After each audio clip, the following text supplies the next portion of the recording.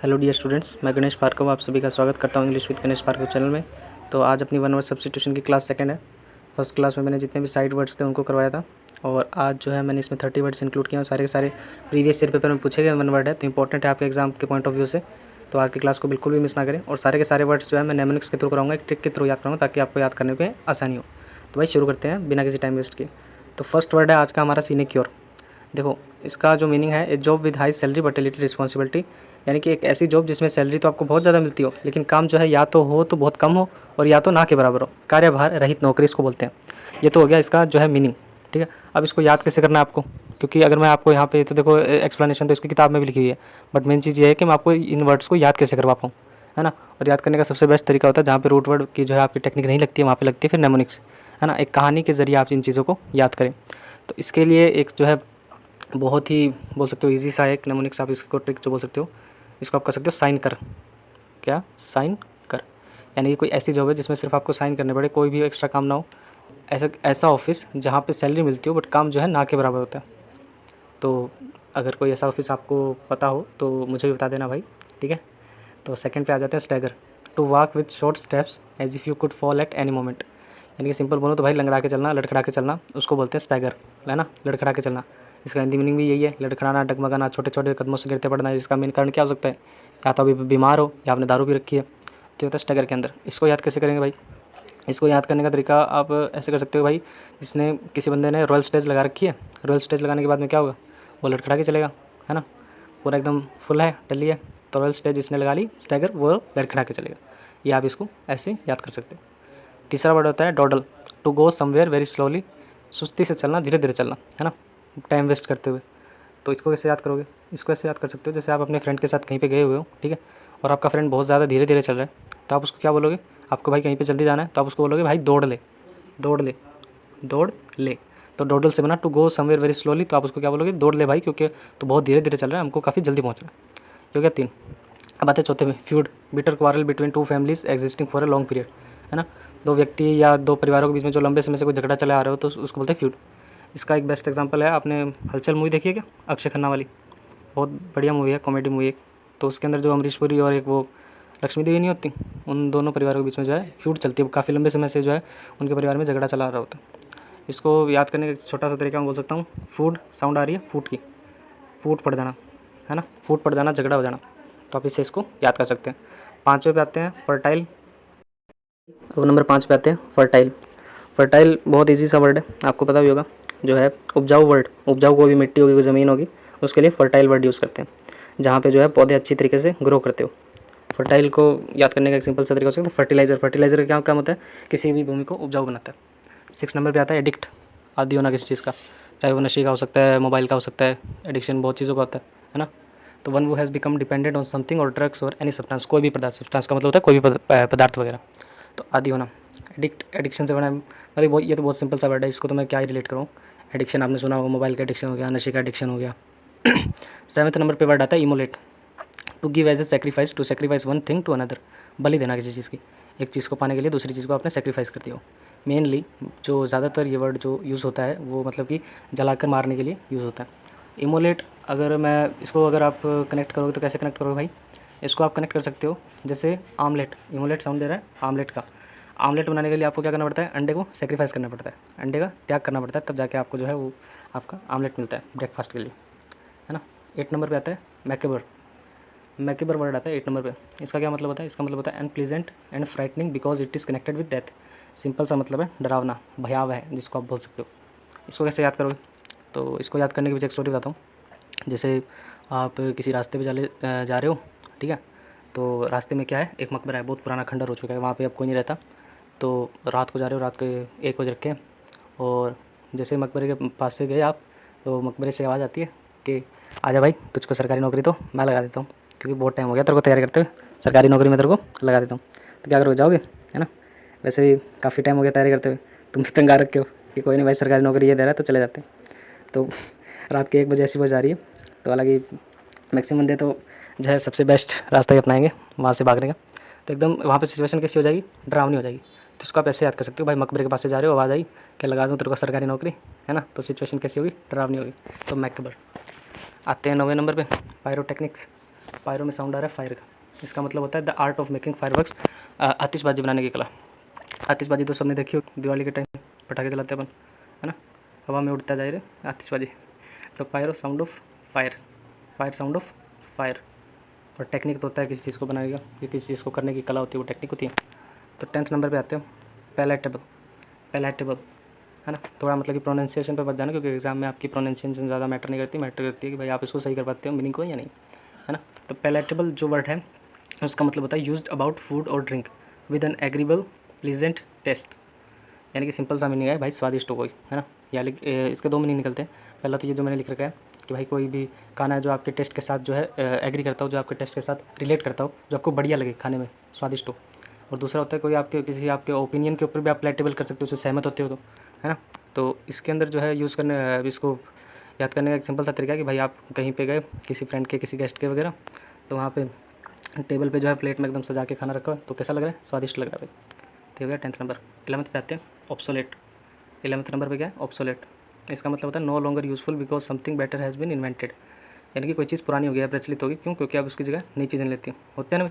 जैसे कि पहले कीबोर्ड वाले फ़ोन चलते थे और अब जो है उसके बाद में जो है टच स्मार्टफोन आ गए, तो स्मार्टफोन्स ने कीबोर्ड वाले फ़ोन्स की जगह ले लिया।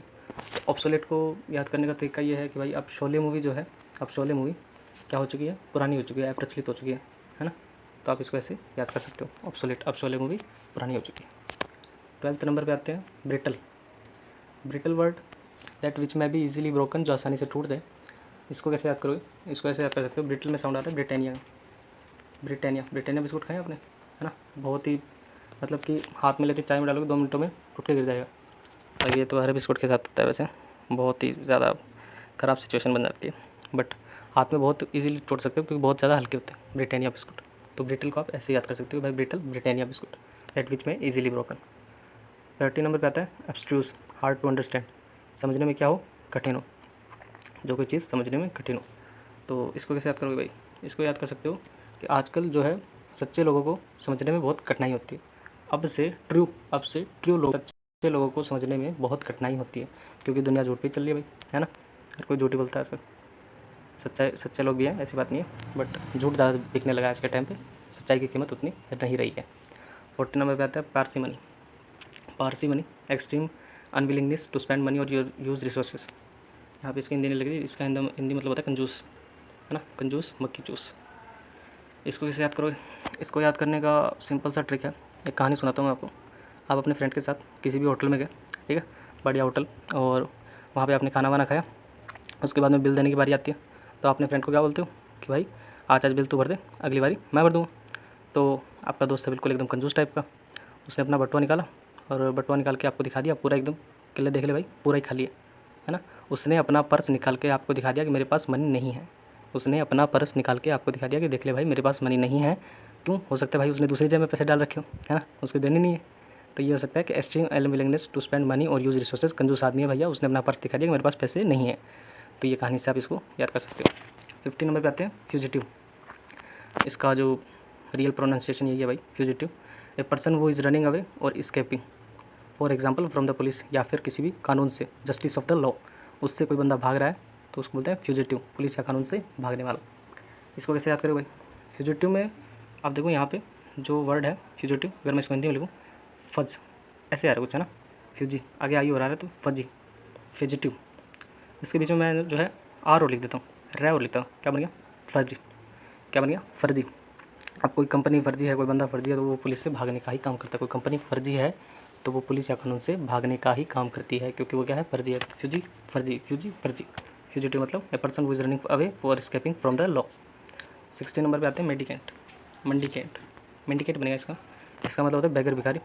इसको कैसे याद करोगे, इसको याद करने का तरीका हो सकता है कि भाई कि आप जो है मंडी में साउंड आ रहा है मंडी का, है ना। आप मंडी वगैरह जाते हो तो वहाँ पे आपको बाज़ार में कई ऐसे बंदे मिल जाते हो, है ना, जो आपसे कह रहे हैं भाई 5 रुपये 10 रुपये दे दें, तो आप उसको यहाँ से रिलेट कर सकते हो बेगर, भिखारी को। इंडिकेट से मंडी में जाते हो तो वहाँ पे आ जाते हो भाई 5-10 रुपये मांगने वाले। 70 नंबर पे आते हैं लुग्यूब्रियस, लुग्यूब्रियस, इसका प्रोनाउंसिएशन भी यही होता है, लुग्यूब्रियस। 70 नंबर पे, हालांकि मैंने बोला था प्रोनाउंसिएशन का ध्यान मत देना, मेन टू मीनिंग और आपको याद कैसे करना है इस चीज़ पर ध्यान देना। इसका मतलब होता है लुकिंग और साउंडिंग सैड। है ना। कोई बंदा अगर उदास दिखाई दे रहा है तो उसके लिए आप ये वर्ड यूज़ कर सकते हो। इसको कैसे याद करोगे? इसको याद करने का एक तरीका हो सकता है कि भाई कोई व्यक्ति है, उसकी लुगाई को चले हुए, उसको लुगाई को पियर किए हुए बरस बीत गए, है ना। या फिर बरस बीत गए, उसको लुगाई नहीं मिली तो इसकी वजह से देखो यार, याद कर रहा है कैसे भी करो, है ना। मेन मोटिव तो आपका ये होना चाहिए। तो भाई उसको जो है बरस बीत गए, उसको लुगाई नहीं मिली, या फिर जो है उसकी लुगाई को पियर गए हुए बरस हो गए, तो क्या हो गया? उदास हो गए। हालांकि वैसे जैसे जितना मैंने सुना है कि भाई चलो छोड़ो यार इस बात को, मेन तो आपको याद करना है कि भाई इसको जो है लुगाई को पियर गए बरस बीत गए, तो इसलिए वो उदास है। 18 नंबर पे आते हैं, रेटिसेंट जो है not wanting to tell people about things, लोगों से बात करने को नहीं इच्छुक होता है। इसका एक सिंपल सैनोनिम जो आपने सुना होगा शायद, इंट्रोवर्ट, इसका सैनोनिम होता है। एग्जाम में पूछा हुआ है, रेटिसेंट का सैनोनिम क्या होता है? इंट्रोवर्ट, जो ज़्यादा दूसरे लोगों से बात नहीं करता, है ना, अपने में मस्त रहता बस। तो इसको कैसे याद करोगे भाई आप रेटिसेंट को? जैसे कि मैंने आपको पहले फर्स्ट वीडियो में ये इसी वर्ड से बताया था नेमोनिक्स कैसे होते हैं। तो इसके अंदर आप जो है वर्ड में छुपा है रहती शांत, रहती शांत, यानी कि वो शांत रहती है, वो दूसरे लोगों से बात करना पसंद नहीं करती है। 18 नंबर हो गया। अब आते हैं 19 पे। 19 पे आता है reticule. Reticule a women's handbag usually made of net, है ना, किसी भी औरत का जो है जालीदार बटुआ, तो उसको बोलते हैं रेटिक्यूल। इसको कैसे याद करोगे? इसको याद करने का एक तरीका है कि भाई उसके पास जो है बहुत सुंदर बटुआ है, इसी वजह से वो क्या कहते हैं? रहती कूल। क्यों कूल रहती है? क्योंकि उसके पास बहुत सुंदर बटुआ है जो जालीदार बना। सिंपल सा बोल सकते हो, तो बटुआ है उसके पास, है ना।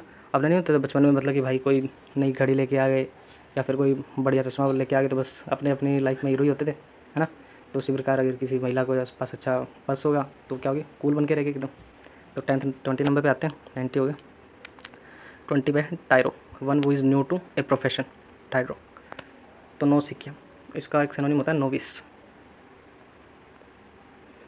हालांकि ये भी अपन करेंगे बाद में। नोविस ये इसका सिनोनिम होता है। इसको याद करने की ट्रिक आप ऐसे लिख सकते हो, भाई आप जो है मैकेनिक का काम सीखना है आप पे एक दुकान पे, तो सबसे पहले तो ऐसा तो है नहीं कि वो आपको भाई मेन काम ही दे देगा सीधे के लिए भाई ट्रक सही कर दे, है ना। सबसे पहले आपको छोटे काम देगा, जैसे मान लो कि भाई आपको जो है टायर में पंचर ठीक करना है, ऐसा काम दे दिया, टायर में पंचर ठीक करना है, क्योंकि आप बिल्कुल नए नए हो, है ना। आप किसी भी कोई भी आप काम सीखने जाते हो तो ऐसा नहीं कि भाई मेन काम ही आपको सीधा पकड़ा देगा, बहुत जो है वो बेसिक से शुरू करता है। तो यहाँ से आप ऐसे याद कर सकते हो भाई कि आपने कोई जो है मैकेनिक का नया काम सीखना है, वहाँ पे गए तो आपको जो है टायर का पंचर निकालने के लिए दे दिया, क्यों? क्योंकि आप उस प्रोफेशन में नए हो। तो नौ सीखिया यहाँ से वर्ड हो गया। 21 नंबर पे आते हैं भाई, yearn to want somebody something very much specially that you can not have, और यह डज नॉट हैव, किसी वस्तु को पाने की इच्छा जो आपके पास नहीं है। तो इसको आप ऐसे याद कर सकते हो, यर्न में साउंड आ रहा है अर्न का, ठीक है।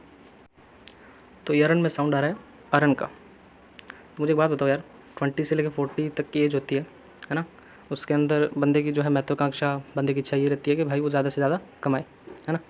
तो उसको जो है यर्न वर्ड वहाँ पर आ जाता है यूज़ में।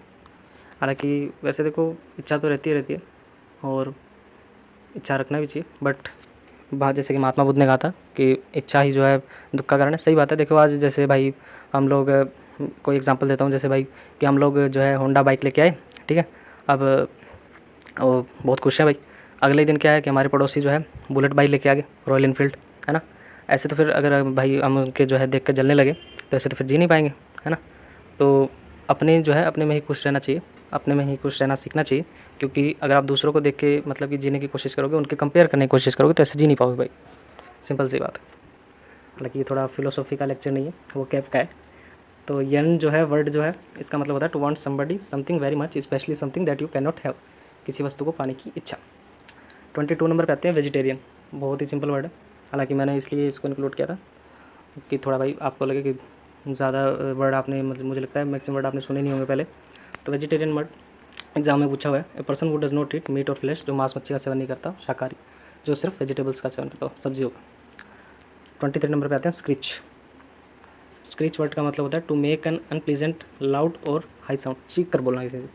इसको कनेक्शन बहुत बढ़िया, इसका कनेक्शन आप ऐसे बना सकते हो कि भाई किसी गाड़ी के ऊपर जो है आपने स्क्रैच कर दिया किसी की गाड़ी के ऊपर, तो वो बंदा आपसे क्या करेगा? प्यार से बात करेगा कि हाँ भाई तूने बहुत अच्छा काम किया है, आजा तेरे को इनाम देता हूँ।